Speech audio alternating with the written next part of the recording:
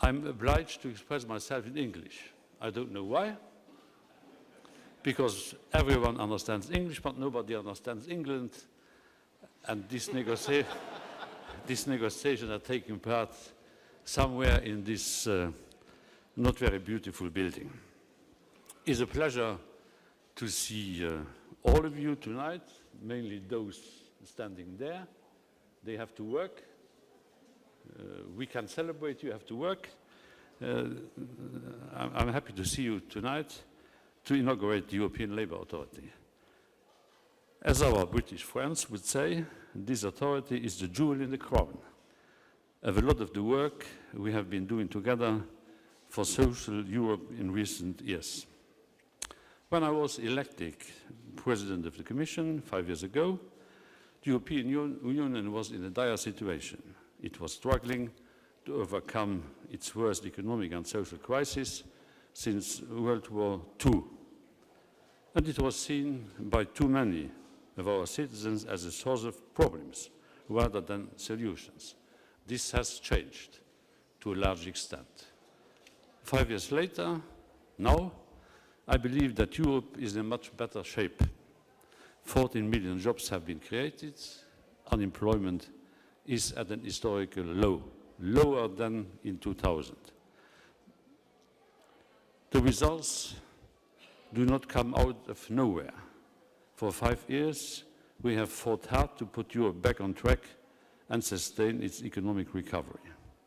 From the investment plan for Europe, initially called Juncker plan, but now that it works, it's the European Fund for Strategic Investments.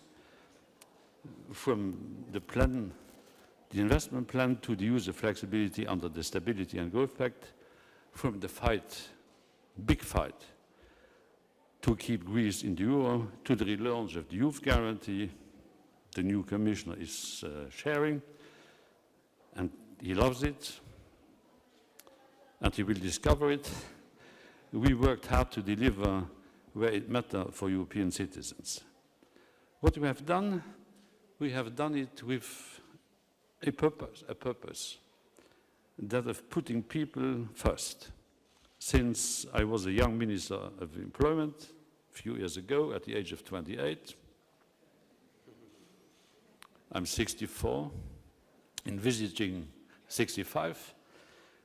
I have been campaigning for a more social Europe and have been pushing for a human approach for European politics. I didn't stop that when I became President of the Commission. And I'm proud to see that this ambition is reflected in the European Pillar of Social Rights, which we managed to proclaim in November 2017 in Göteborg, with the support of the European Parliament and the Council, in the presence of European leaders and of many of you here. The pillar is a major step forward. It contains rights and principles which are essential for the world of work in the 21st century, from fair wages to healthcare, from lifelong learning to a better work-life balance, from equality between women and men to the right of a minimum income. Already today, thanks to the hard work of Valdis and Marianne, 24 legal initiatives were adopted under this mandate to give life to the pillar. And I'm very pleased to see that the pillar will be at the corner of the priorities of the future Commission, as well in the safe hands of Valdis and the experienced hands of my good friend Nicola.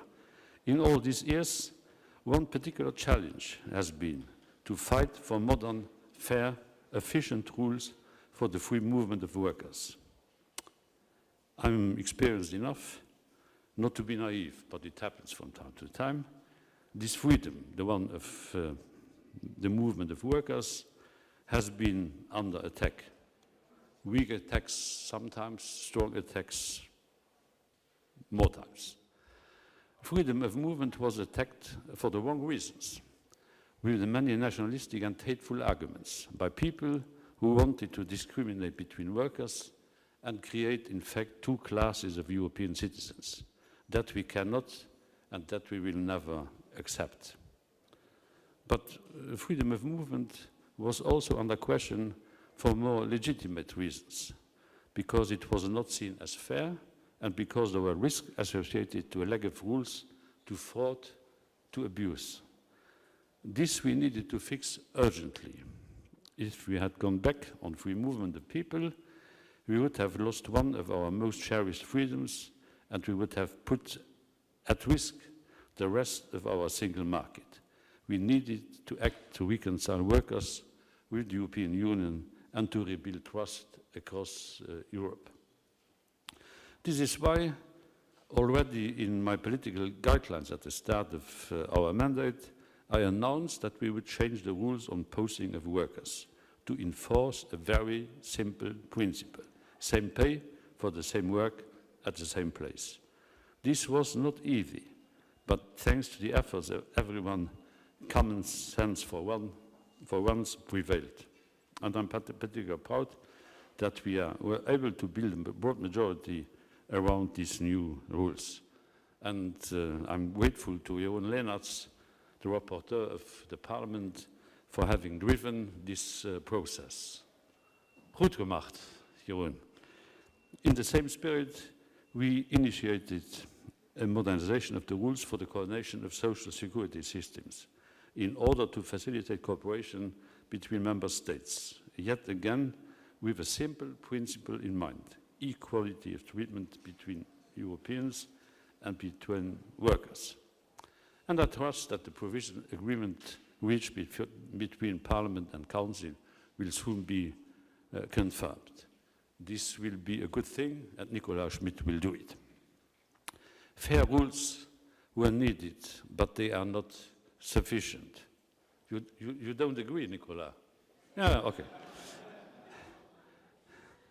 Because I have seen in your hearing before the Parliament that you were drawing the attention of those who are listening to you to the difference between being a Luxembourgish minister and the Commissioner for Jobs, Social Affairs, everything. Well said. I had the same problems in other matters, by the way. Fair rules, I was saying that, were needed, but they are not sufficient. Fair rules need to be enforced to be effective. This is why I proposed a European Labour Authority in September 2017. I pointed out at the time that it was absurd to have a banking authority to enforce European banking standards, but still no common labour authority to ensure fairness in the single market. The new authority was established in record time. It took less than a year, and I want to pay a special tribute to Marianne, to the different council presidencies, and to the Parliament. I was mentioning Jeroen a minute ago. And I'm also very happy, dear Peter, that member states decided to locate the authority in Bratislava. This is a very wise, symbolic, and important choice. And I do believe that members of the European Parliament, they are here, they will do their best in order to make this possible. The authority will be a great asset on our quest for a more integrated and fairer European labour market. It will be here to support the work of the national labour authorities, and I salute all the members of the management board present tonight, to ensure the effective implementation of European rules based on trust and close cooperation. Everyone can understand the approach, and everyone will benefit. Better information for citizens and businesses about their rights, about their obligations, and a better guarantee to those who play by the rules and not undercut by others. Better cooperation and simplification of the work across national administrations, and the possibility of mediation and hands-on support in case of cross-border issue. This is not a theoretical thing, this labour authority.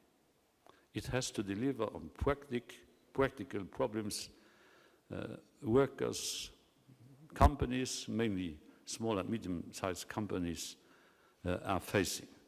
This is a particular great step for these 17 million Europeans who live or work in another member state than of their own nationality.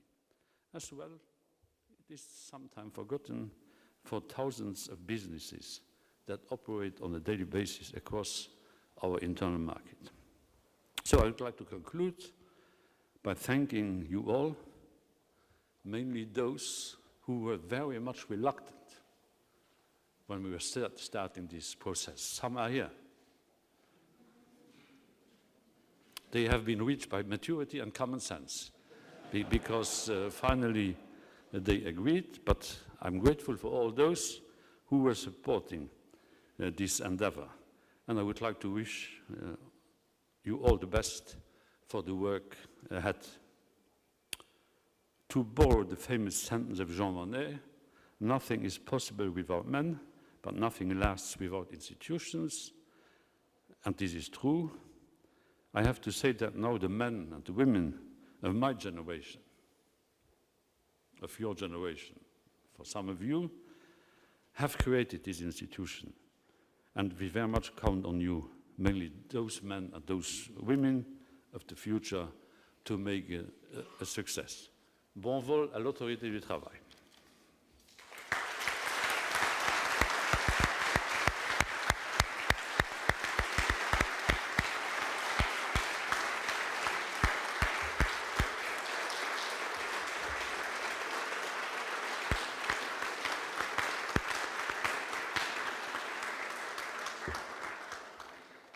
Dear Mr. President, dear Jean-Claude, dear Vice Presidents, Madam Commissioner, distinguished guests, this is really a festive moment for both the EU and for Slovakia, and I'm greatly honored to be part of this evening.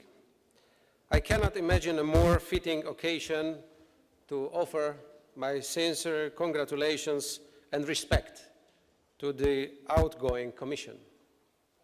Your dedicated and diligent work to strengthen the Union has resulted in some remarkable social initiatives. Through the European Pillar of Social Rights, you have paved the way to establishing Europe-wide social standards. It is my hope that we will build on and develop the pillar in the near future. Today we are celebrating and introducing into life one of the very concrete instruments of the pillar, the European Labour Authority. Europe has now an institution that will, in a complex way, address labour mobility and assist both the citizens and the member states in getting the information they need. To prevent protectionist measures, labour mobility must be fair. The new agency stands for our shared commitment to the freedom of movement and the prosperity it has brought the Union. Both the social pillar and the ELA owe their existence to interinstitutional cooperation. I would like to thank both the Council and the Parliament on reaching the agreement on the funding regulation. It is vital that we work together and remain united. Slovakia takes pride in counting itself among the most pro-European member states. It will be the first time since our membership of the European Union that we will host such an institution. And this is an exciting prospect. I'm confident that the arrival of ELA to Bratislava will bring the EU even closer to the attention and hearts of our citizens. Please be assured that my government and I will do our best to provide the ELA and its staff with welcoming and supportive base to operate from. And I wish the Management Board a fruitful first meeting tomorrow and the ELA a long and successful role in assisting our citizens, businesses, and member states with day-to-day tasks. I think that ELA is a great idea, and to have it in Bratislava is the second best idea. Thank you very much, and you are warmly welcome in Bratislava. Thank you very much. I wish you all the best.